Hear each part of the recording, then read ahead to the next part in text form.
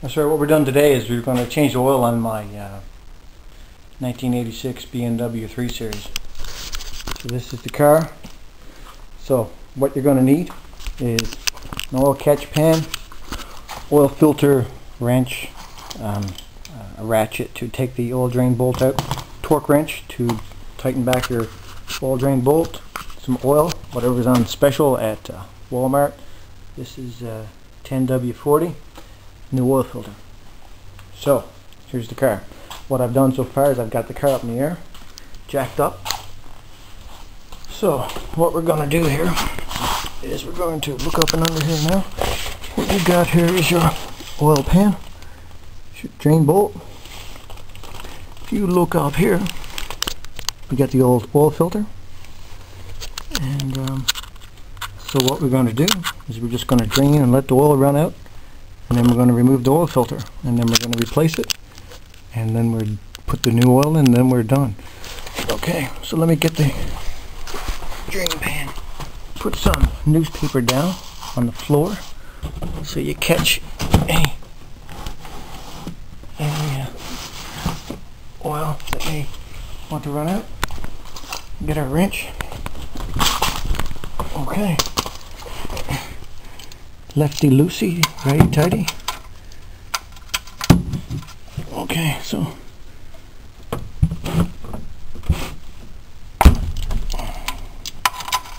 yeah.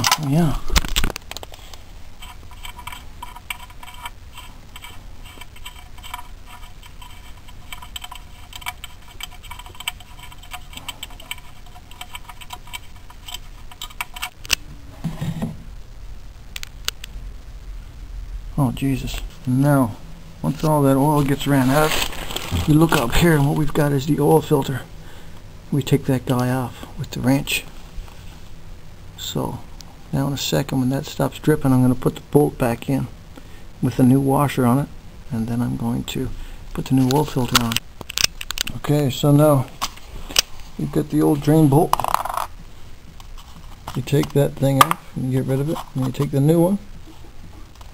You put that on. Looks like the same, aren't they? Are they the same inside diameter? They are. So that's it. Fuck it, that's what we're using. I actually didn't like the way that one fit, but I got another one that I like fits better. So now, time to put that back on. So just whip it a little bit.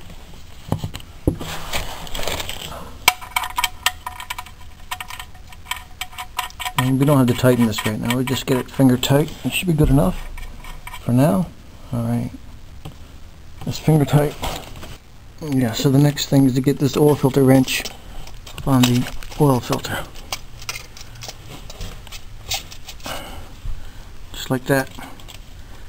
And we just go like that. And now it's starting to loosen up. And that's all that's to that.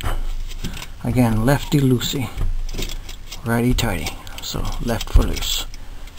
And I'm going to have to take this off now. This filter is full of oil, and when that comes off, that's going to go all down over the side of the engine. So I'm going to need two hands. One to hold the filter, undo the filter. The other hand with the paper towel to catch the oil. So yeah. Out comes the oil. Look at that, there's no oil in it. I guess it ran out. So that's what that looks like up there. Just take this. One thing you want to do when you're changing oil is always look at the surface that the new oil filter goes onto, because there's an oil ring, a rubber ring around the outside of that filter, and that has a tendency sometimes to stick onto the side of the engine. And if you don't make sure it's off, and you put the other filter on, you could put two oil rings on top of each other, and when that happens, oil all over your driveway, and you have to change your oil all over again after you clean it up. So don't do that. And how do I know that? Ask me how I know that.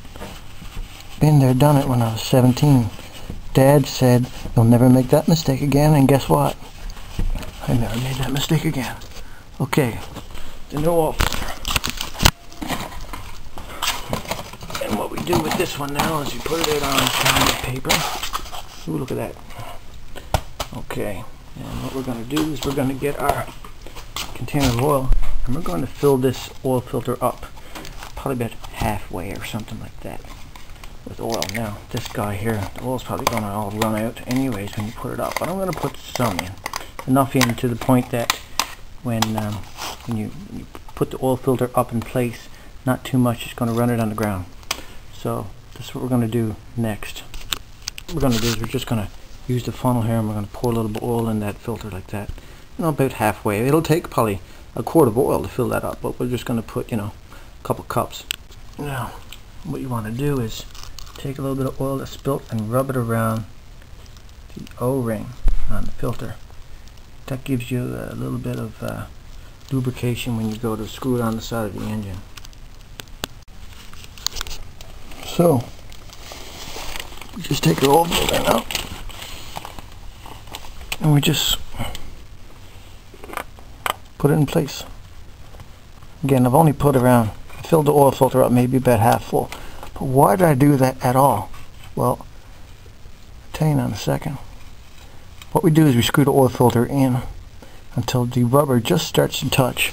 Now what I like, what you do is once it's all the way in, what you do then is you tighten the oil filter one full turn without using any mechanical wrench or anything. What I like to do is put a dab of liquor paper on the filter such that I'll know when it's done one full turn. Okay, so what you want to do now is turn it one whole turn until you see that white liquor paper mark again. Okay, so that's one whole turn. And that's tight enough. You really don't want it too tight, otherwise you'll have a bitch of a time to get it off next time around. Okay, so one whole turn. So that's done. We tighten up that bolt now to the specified torque setting. So the next is torque wrench. So we set the torque wrench up for 24 foot-pounds. So what you've got here is you've got numbers on the side here like 0, 15, 20, 25, 5, 10, 15, 20, 25. That's on the silver.